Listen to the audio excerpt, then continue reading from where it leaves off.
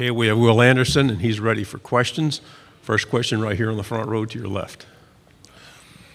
Good morning, Will. Good morning. AP Stedham, WHEP, Foley, Alabama. Will, I'm sure you've examined Derek Thomas's numbers as a junior. He had 18 sacks. And then next year, as a known commodity, he increased it to 27. How do you prepare for the season knowing you're going to be a target for all these different offenses trying to block you? Well, for me, I'm just going to approach the season like I approached it last year and just be Will Anderson. I'm not going to try to do anything special, or go out there and be, any type of hero. I'm just going to go out there and be myself, be the player that, I was when I first got here, and just help my teammates out and go out there and play team football and not be selfish and try to do anything stupid. So, yeah. To your right, third row. I will. Tyler with KBTX and College Station. When you guys host A&M this year, is there going to be any more kind of fuel to the fire or a little more meaning to that game? We approach every game the same. We know the history behind that game. We know what to expect. We know what type of game it's going to be. And we're just going to go out there and play Alabama football. To your right, front row. Dick Cox with Lindy Sports and Cox Sports Broadcasting. When you played the game, you've had a lot of good things happen to you, but what's the most important thing you would want people to know about you as a person? For me, I just want to show people that, I'm a great leader. I love my teammates. I'm very supportive, always positive, always have a big smile on my face, always energized and, doing things the right way and just leaving a great legacy at the University of Alabama. To your left on the front row. Hey, Will. Jacques Doucet, WAFB-TV in Baton Rouge. Entering last year, you had lost so much off the previous team, and yet making it to the national championship game could almost be viewed as overachieving. But your coach, I think, used the word, there's humiliation when you lose and stuff like that. So what's the feeling after last season? I mean, a couple things go your way, you're national champs. Exactly what he said. The biggest goal of our team always is to win a national championship, and we didn't meet that goal last year, so that season was not the successful season that we wanted because, all the blood, sweat, and tears we put in and, all the hard work, all the long meetings is to get to a national championship and win it, and we got there, but we didn't, finish the way we wanted it to finish. To your right, second row. Hey, Will. Tony Sukalis, Bama Central.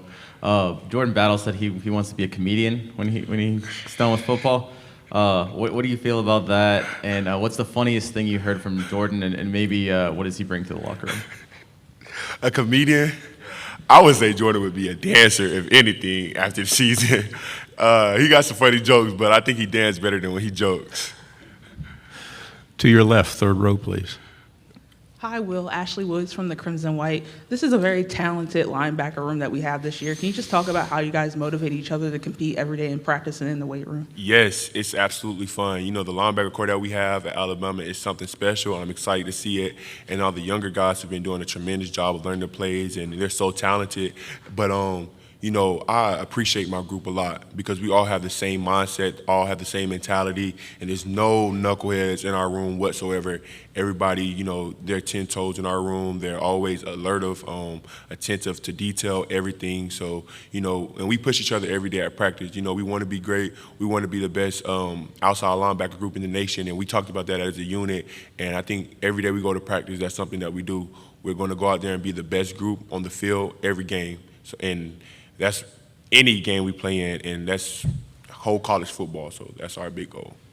To your right, front row. What motivates you to play at the level you play at, and what are you most excited about this season? I think what motivates me is the love of the game of football. I don't really need much to get me going because I love football so much. Just the fact that I get to strap up and put a helmet and shoulder pads on and go out there and line up against somebody and, go against them is what all I need is to motivate me is to go out there and, have fun and hit somebody and fly around with my teammates. To your left, back row. Dan Peck, ESPN 1067 in Auburn.